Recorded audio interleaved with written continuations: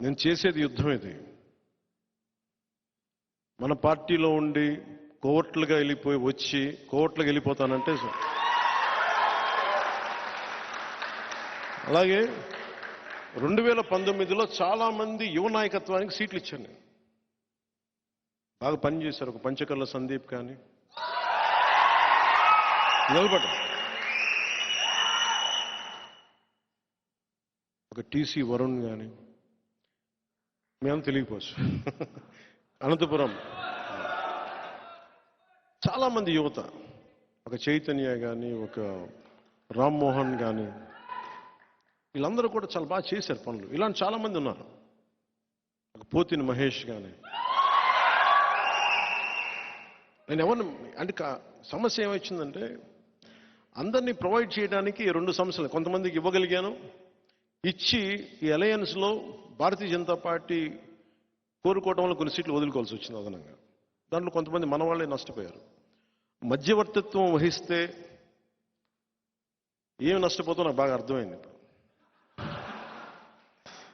పెద్ద మనసుతో వెళ్తే మనం చిన్న చేసుకున్న వాళ్ళు అయ్యాం. కానీ మంచిదే.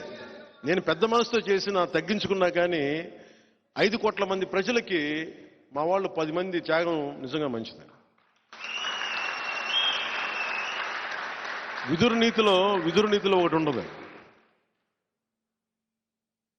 ఒక రాజ్యం కోసం, ఒక కుటుంబం కోసం ఒక వ్యక్తి,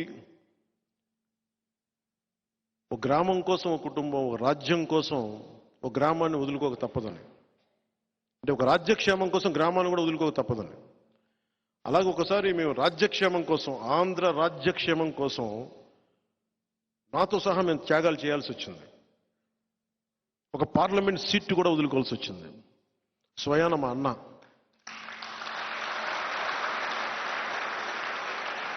మా నాగబాబు, నాకు హిస్టరీ పాఠాలు నేర్పించిన నా టీచర్, నాని పాల్కీవాల్ అనే గొప్ప లాయర్ని నాకు పరిచయం చేసిన వ్యక్తి, ఒకలా నా టీచర్. నాకు ఆయనకి మాట ఇచ్చి కూడా నేను ఈ పొత్తులో దాన్ని త్యాగం చేయక తప్పలా.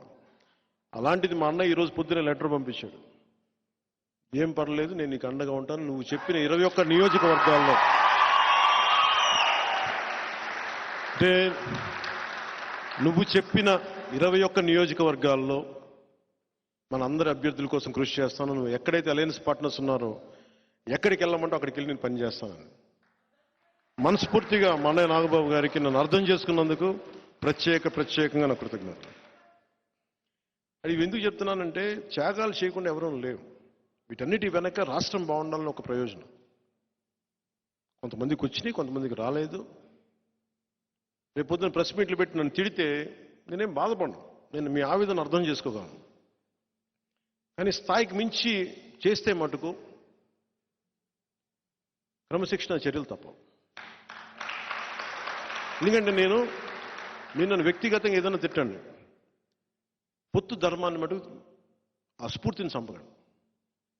అలాంటి వ్యక్తులు ఎవరన్నా కూర్చొని ఉన్నా కానీ భవిష్యత్తులో కానీ సమీప భవిష్యత్తులో కానీ ఖచ్చితంగా క్రమశిక్షణ చర్యలు తీసుకుంటాను.